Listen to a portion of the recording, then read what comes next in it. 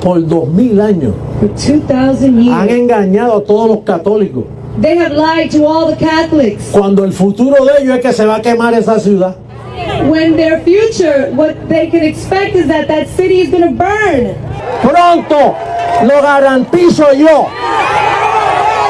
The man Christ Jesus. lo profetizo en este día. The Vatican is going to burn. Para Roma viene catástrofe. ¿Qué hay detrás del enfrentamiento entre el Papa Francisco y los jerarcas ultraconservadores en Estados Unidos que son hostiles a sus reformas? La tensión entre el Papa Francisco y la poderosa facción ultraconservadora de la Iglesia Católica en Estados Unidos está en niveles máximos. ¿Surgirá de aquí la definición de la gran ramera o falso profeta dándole la bienvenida al anticristo? El pontífice decidió esta semana desalojar de su residencia en el Vaticano al cardenal retirado estadounidense Raymond Leo Burke, abiertamente crítico con su gestión. Lo hizo apenas 3 semanas después de destituir a otro feroz crítico que se oponía a sus planeamientos y reformas, Joseph Strickland, que era obispo de Tyler, Texas. Ambas acciones suponen otra vuelta de tuerca en la pugna ideológica entre el Papa, que promueve una visión más abierta e inclusiva de la Iglesia Católica, y los sectores ultraconservadores de la institución, que apuestan por una aplicación estricta de sus doctrinas e ideas tradicionales. Raymond Burke, una influyente figura en la Iglesia Católica, criticó abiertamente y en varias ocasiones al Papa Francisco, posicionándose como una figura central en la resistencia ultraconservadora dentro de la institución. Su oposición vocal a diversas iniciativas papales, especialmente aquellas que abogan por reformas progresistas, así como su desacuerdo con el enfoque progresista del Papa en la doctrina y práctica de la Iglesia, han sido una importante fuente de tensión en los últimos años. El cardenal Burke se ha mostrado especialmente beligerante frente a las reformas del Papa Francisco. Burke, de 75 años, desafió abiertamente el enfoque del Vaticano sobre cuestiones como su postura hacia la comunidad LGBTI, más abierta durante el papado de Francisco, o el papel de los laicos en los asuntos de la Iglesia. También participó en movimientos católicos ultraconservadores que disputan abiertamente la dirección establecida. Como respuesta, Francisco decidió desalojarlo de su apartamento en el Vaticano y revocar su salario, una medida que no tiene precedentes en la década de papado del argentino. Burke fue castigado después de 10 años acosando a Francisco y tratando de situarse como una autoridad moral superior al Papa. Indica a BBC Mundo la teóloga y abogada canónica estadounidense Dawn Goldstein. Indica a BBC Mundo la teóloga y abogada canónica estadounidense Dawn Goldstein, especializada en la Iglesia Católica. Una fuente del Vaticano, por su parte, explicó que la decisión no fue un castigo personal y se basó en la creencia de que una persona no debería disfrutar de privilegios cardinales mientras critica al jefe de la Iglesia. Pero el pasado 11 de noviembre, el Papa Francisco destituyó al obispo Joseph Strickland de la diócesis de Tyler, Texas, después de que éste se negara a renunciar a raíz de una investigación del Vaticano. La investigación, que determinó irregularidades en la administración de las finanzas por parte de Strickland, concluyó que no debía continuar en el cargo. No se encontró criminalidad, solo mala gestión. En el caso de cualquier otro obispo, no habría sido destituido, afirma Goldstein. Para la teóloga, el motivo real de la destitución del obispo fue su oposición abierta al Papa Francisco. Strickland no solo estaba gobernando mal su diócesis, sino que también pasaba una cantidad excesiva de tiempo en internet pidiendo a los fieles que desoyeran al Papa Francisco y acusando al pontífice de socavar el depósito de la fe, que es la fe transmitida por Jesús a través de los apóstoles, expone. Goldstein argumenta que realizar tal acusación es, en efecto, declararse en cisma con respecto al Papa Francisco. Es perfectamente comprensible que el Papa Francisco quisiera que Strickland se fuera, concluye. Nombrado por el difunto Papa Benedicto en 2012, Strickland lanzó una serie de ataques contra los intentos del pontífice de actualizar la posición posición de la Iglesia en temas sociales y de inclusión como la interrupción del embarazo, los derechos de las personas transgénero y el matrimonio entre personas del mismo sexo. El eclesiástico ha sido particularmente activo en las redes sociales, utilizándolas a menudo como plataforma para expresar su desacuerdo con el actual jefe del Vaticano. Precisamente esta semana, el eclesiástico anunció la apertura de su propio canal de YouTube, en el que previsiblemente tratará de amplificar sus puntos de vista sobre el catolicismo. Hay que remarcar que las acciones disciplinarias del Papa Francisco con el cardenal Burke y con Strickland son administrativas y no penales.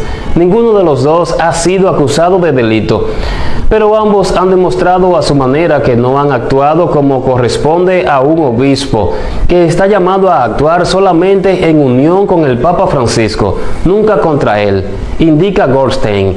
Y agrega que la respuesta ideal sería el arrepentimiento y la humildad por parte de cada obispo, por el bien de la unidad de la Iglesia bajo el Papa Francisco. Pero si eso realmente sucede o no, depende de Burke y Strickland. En todo caso, el Papa Francisco ha demostrado de forma cada vez más abierta su oposición a los sectores ultraconservadores de la Iglesia Católica. El pontífice señaló directamente al ala dura de la institución en Estados Unidos durante una reunión con jesuitas en una cita de jóvenes católicos en Lisboa, Portugal, en agosto. En Estados Unidos la situación no es fácil. Hay una actitud reaccionaria muy fuerte. Está organizada y moldea la pertenencia de la gente, incluso emocionalmente, afirmó. Ustedes han estado en Estados Unidos y dicen haber sentido un clima cerrado. Sí, este clima se puede experimentar en algunas situaciones. Y sentenció que cuando la ideología reemplaza a la fe, la membresía en un sector de la Iglesia reemplaza la membresía en la Iglesia.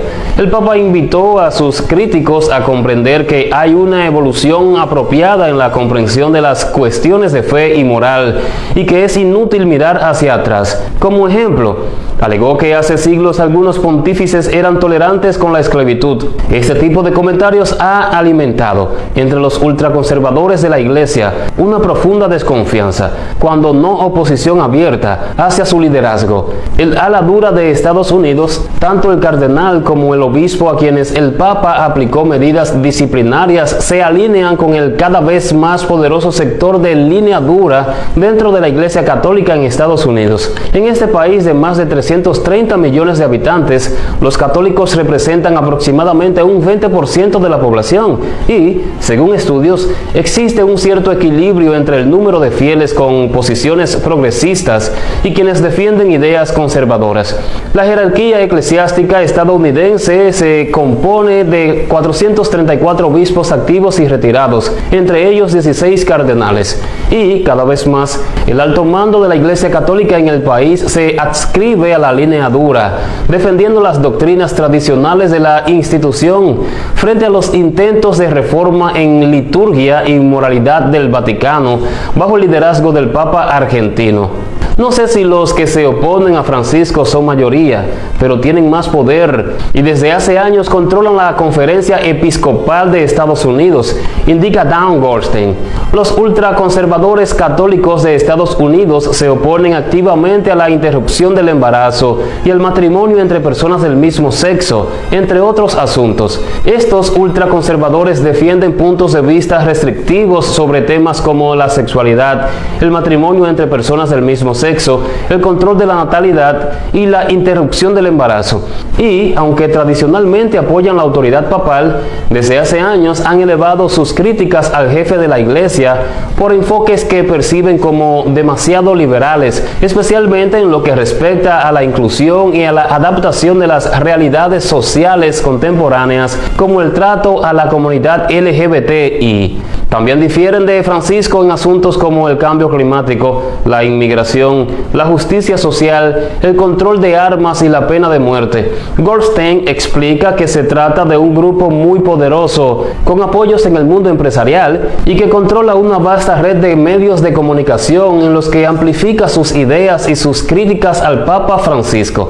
han estado trabajando durante muchos años, particularmente en Estados Unidos, para que sus medios sean los altavoces de los católicos y para que su narrativa sea la narrativa autorizada, afirma la teóloga. Argumenta que, entre otros asuntos, el siempre polémico tema de la interrupción del embarazo ha jugado un papel fundamental a la hora de radicalizar las élites católicas estadounidenses. Mientras la Iglesia Católica en su conjunto se declara pro vida o en contra de la interrupción del embarazo, en el Partido Demócrata estadounidense se ha consolidado la posición ideológica favorable al derecho a elegir de las mujeres. Esto, según Goldstein, ha permitido al conservador Partido Republicano posicionarse como el defensor de los católicos y erigirse con el apoyo de los obispos ultraconservadores como el principal aliado político de la Iglesia, favoreciendo que ambas instituciones puedan alinear sus posiciones ideológicas y morales. ¿Será este el inicio de la división de la Iglesia Católica y el poder del falso profeta, dándole la bienvenida al anticristo? Les dejo con esta lectura. Vino entonces uno de los 7 ángeles que tenían las 7 copas, y habló conmigo diciéndome: ven acá, y te mostraré la sentencia contra la gran ramera, la que está sentada sobre muchas aguas, con la cual han fornicado los reyes de la tierra, y los moradores de la tierra se han embriagado con el vino de su fornicación. Apocalipsis capítulo 17, versículos 1 y 2.